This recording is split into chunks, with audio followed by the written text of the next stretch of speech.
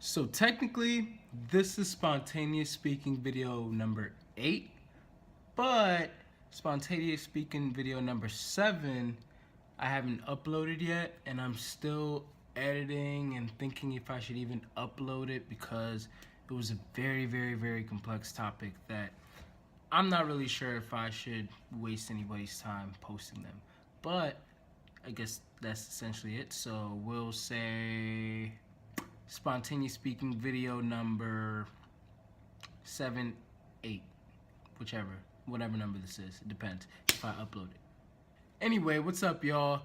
I'm here today to actually speak on something that I actually have deemed the name the highway of conversation. And I've been observing myself as I've interacted with other people.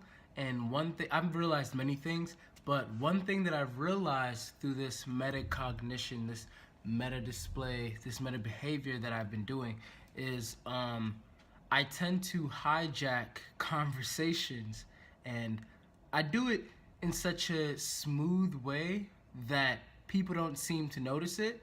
I feel like people don't notice it because I did it so naturally that I didn't even notice that I did this. But as I sat with myself and as I continued to do this more and more, I realized that I do this because it seems like I usually do this when I feel like the other person is not as great of a driver in communication or as great of a driver in the conversation.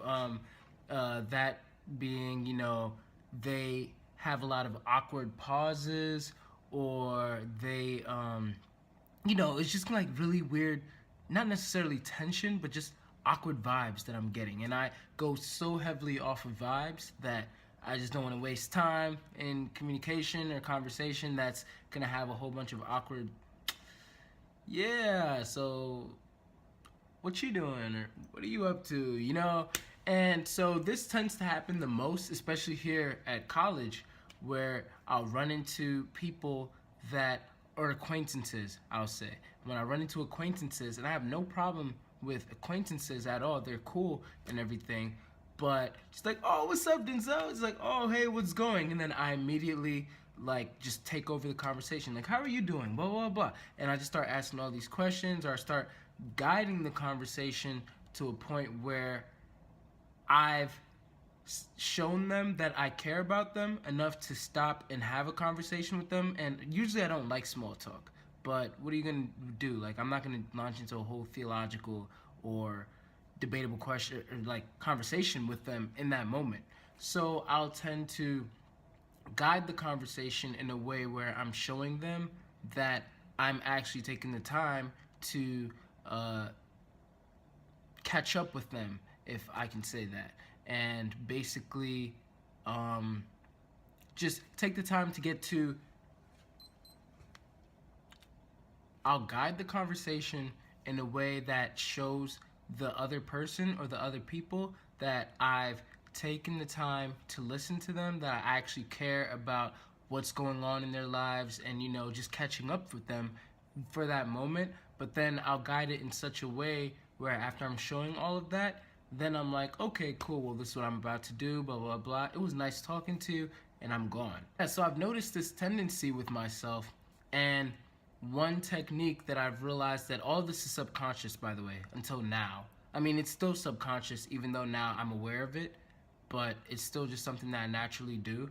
Maybe it's because of just who I am as a person, but I've realized that one strategy that I use when being engaged in these quick conversations is what I call the highway of communication, the highway of conversation.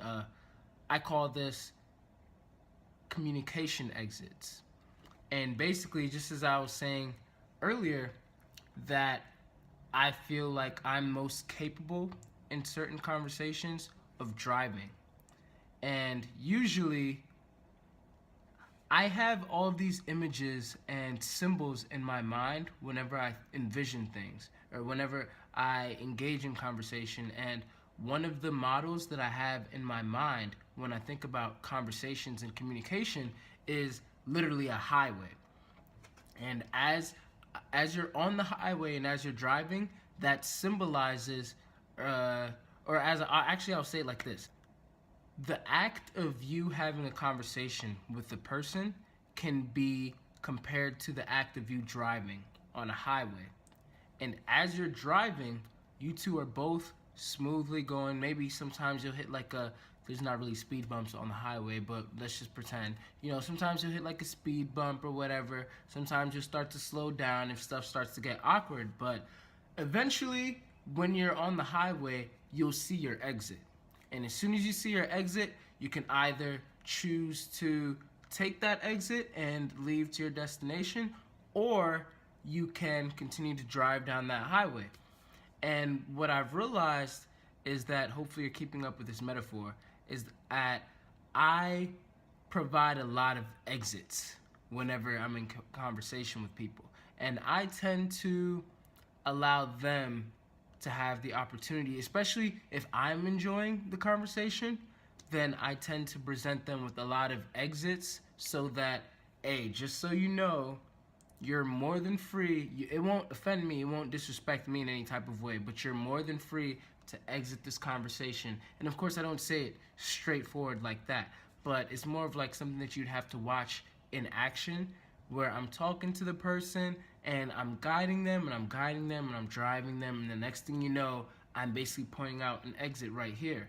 But if the passenger seat, if the person I'm speaking to, who I guess will symbolize is in my passenger seat, is like, oh no, just keep on going, or we'll take the next exit, or no, we can just keep on driving. Like, all right, cool, keep it going. But essentially, we are always launched into this highway whenever we're in like a conversation with people. And basically, I would say this spontaneous speaking video is more of a observation that I've made of myself, and I'm asking everybody else now, do you guys tend to see this type of strategy being used in your own conversations, whether by other people? Have you seen it done with me, or have you been using it yourself, where you provide these exits, where you notice these exits and you still continue to, nah, I'm gonna just keep on driving? Sometimes this even happens in text conversations, when people are texting you and I guess they'll say something like, actually, I can't really take the time to think of an example right now off the bat, but I'm sure that you get what I'm saying.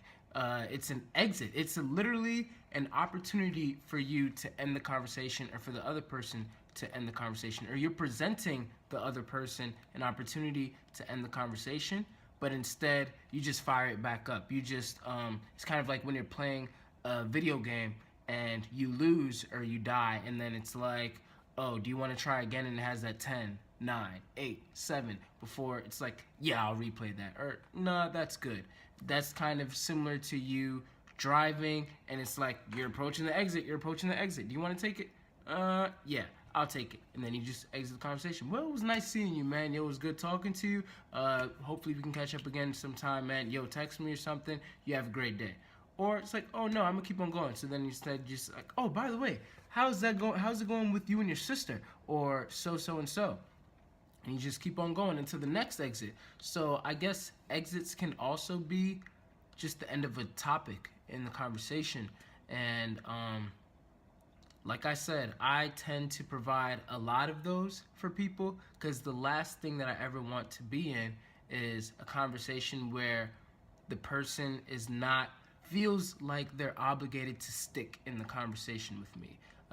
As you all probably already know, when I'm talking about something I'm excited about, that conversation can go on for a while, and I don't want to be known as talkative or wasting people's time with conversation and etc. So I always provide that exit for them. It's like, just in case if you're not interested in what I'm talking about or whatever, you're free to leave. I'm not going to be offended or anything. I don't want to, waste anybody's time or whatever. But yeah, that's mainly the question that I have for you guys today. Do any of you see yourselves doing this in your own conversations?